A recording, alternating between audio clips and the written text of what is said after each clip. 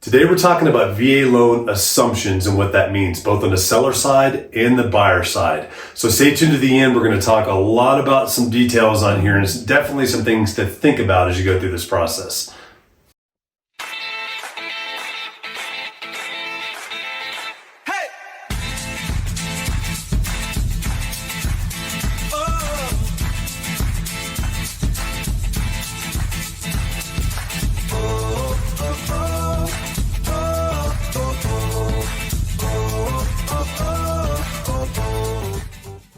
Hey guys, I'm James Dean, team leader of the James D. Mountain Homes team. Thank you so much for watching these videos. Just really quick before we get into the meat of this video, I just wanted to make sure if you haven't done so already, hit that subscription button down below, hit that notification bell. That keeps you updated on all the new videos that we have coming out weekly.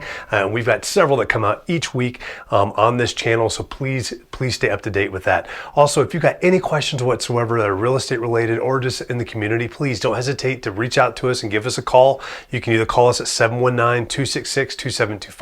You can text us to that number as well, or you can email us at info@jdmret.net. Please, whatever you got to do to get those questions to us, please ask. We're here to help. We're here to provide value to you and helping you make informed decisions, whether you're looking to buy or sell real estate or just typical questions for the community out here. We are local experts in this area and we love this area. So please reach out to us, and we hope you guys enjoy this video. So we're back now with Diane Oatman again. Yes. We're talking about VA loan assumptions, and this is one of those amazing aspects of the VA loan that is absolutely a part of the benefits on there as well. And we're seeing a lot of these pop up right now with these homes for sale. And the reason why is because we just came out of one of the most incredible interest rates that we've ever seen, with interest rates down in the low to mid twos on there. Now we're up in the mid sixes to sevens, depending on where you are within your credit score. And the VA loan assumption is definitely something that's very lucrative and something that a lot of folks look for. But we're going to talk about some stuff that really it's important to know and understand on here that can be kind of limiting. So we're going to talk about it from both sides, buyer and seller side on it. But first of all, we're going to just discuss a loan assumption on a general sense, and then we'll start talking about some specific numbers.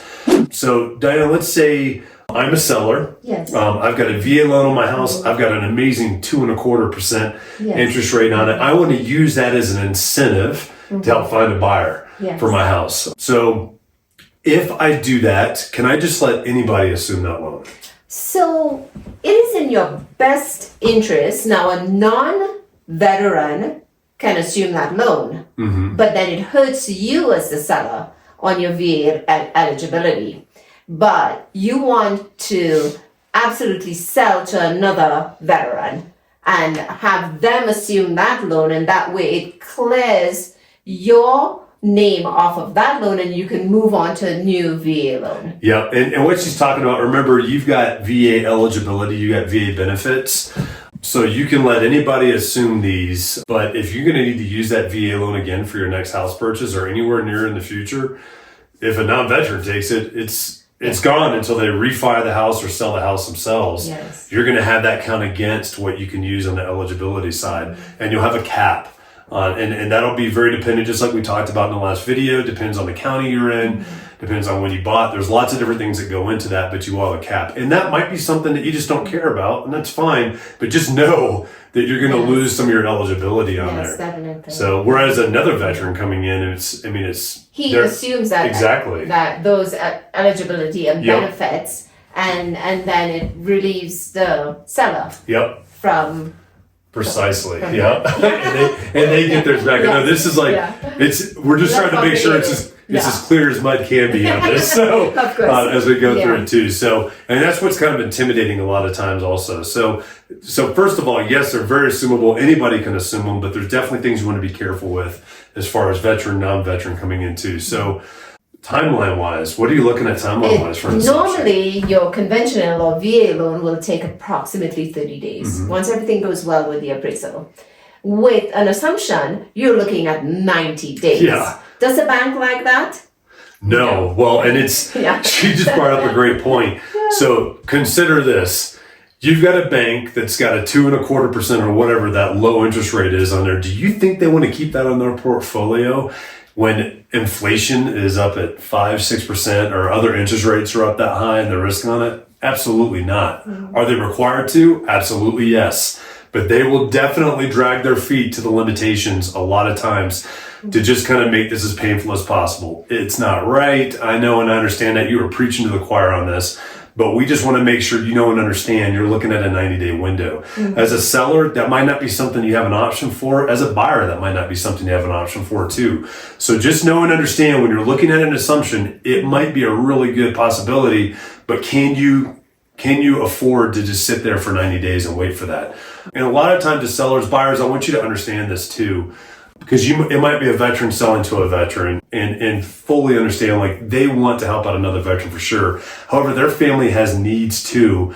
And if they get another offer that's conventional on there and doesn't require that or that 90-day process, they're probably going to pick that person instead just because of whatever their requirements are. It really depends on what their motivations are and how they view that. So just know that perspective on there too. That's why it's always a good idea to have that conventional or that VA loan ready to go on the normalized side too. So and with the veterans movement between states or out of country, they're ready to sell. Yeah, like right away. Yeah. So just know and understand that. Usually, if we're seeing something happen on an assumption side, it's because the property's been a little hard to sell, or it's been in that realm of just, we want to, or they might just have a full on heart where, like, if we get a veteran in here, I don't care, I will wait. And there are folks out there that absolutely be like that, but everybody gets their own opinion, especially if they own the property, they get to make that choice. I just want to make sure you guys are tracking that. So some other things that we're not going to see happen within an assumption loan, if it's going through that assumption process,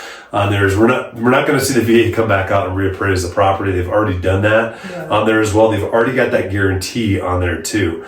So that's just something you don't have to worry about as much. You're still going to want to do a lot of the similar contingency timeframes that you would in a conventional loan. Yeah, like your inspections. Exactly. Title work, all of that stuff, insurance. Those are all things we're still going to do. We're not going to waive those on there too. And just know too, your taxes and your insurance are going to be things that are always variable as well.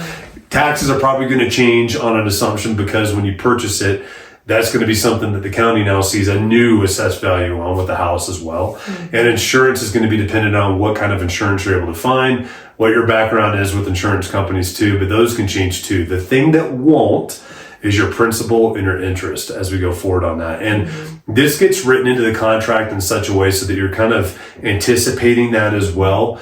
And something else as we're starting to get into these numbers, what we're seeing happen a lot with these assumptions out there is a lot of these folks have owned this property through this major real estate boom. So they purchased a property for $400,000 when they first moved here. Now it's worth $500,000.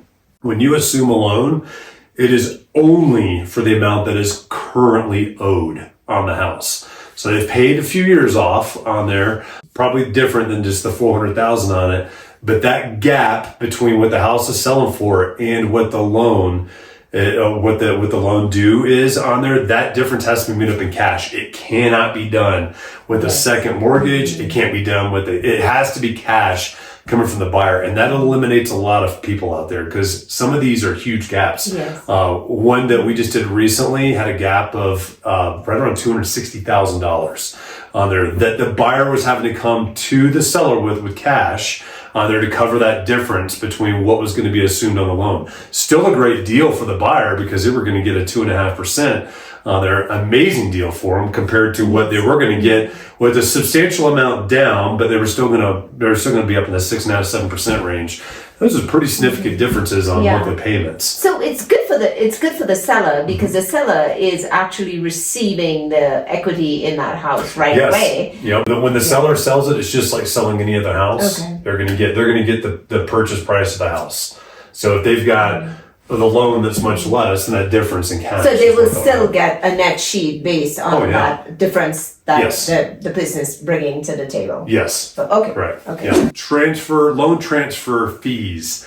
The VA does charge 0.5% on whatever the loan value is. So if you're looking at, and I'm going to do public math here, which I hate doing, didn't like doing as a pilot, don't like doing it right now, but I'm about to do it anyways, and I'm probably going to jack this up. So back me up on this stuff. Find 1% by 2. So let's say $400,000 was the remaining amount of the loan. I'm just going to big round easy numbers on here. 0.5% of that would be a VA loan transfer fee on there. So 0.5%, so you're looking at $2,000. Yes. I did that right? Yeah. I think so. 1%? Yeah. What, no, 0.5%. No, 1% is 4. It's So half is 2,000. Yeah. So I did do it right. So $2,000, that would be a fee that would get paid. Basically, it's a transfer fee to the VA on there too. So just little things to kind of think of as you kind of go through this. But we're going to see more and more of these, especially as folks that have these amazing interest rates are getting ready to move, and it's just extra incentive that we can see out there. We could do search criteria looking specifically for those, but just know this property, it's got to be one that you're not competing on offers on, because if you're going to compete on an offer, it's probably going to be really hard to get that with an assumption as opposed to a regular loan. So definitely have backup plans in there if that's the property you want, even if you're competing with somebody else on there too. So hope you guys enjoyed that video. The next video that we're going to do in this series for the VA loans is going to be some of the downfalls and pitfalls, some of the things that people just don't care for as much about the VA loan. Yes. So stay tuned and you'll get a chance to see that on the next video. Guys, I really hope that you enjoyed that video. And once again, before you sign off, make sure you hit that subscription button, that notification bell down below. That will keep you updated on all the new videos that we have come out that are here to inform you and help keep you updated on what's happening here, both in the community and in real estate as well. And once again too, if you got any questions, please do not hesitate to give us a call, 719-266-2725. You can text us at that number as well, or you can email us at info@jdmret.net, and we will get back to you as quickly as possible to answer all of those questions. We're here to serve you, and we look forward to helping you soon.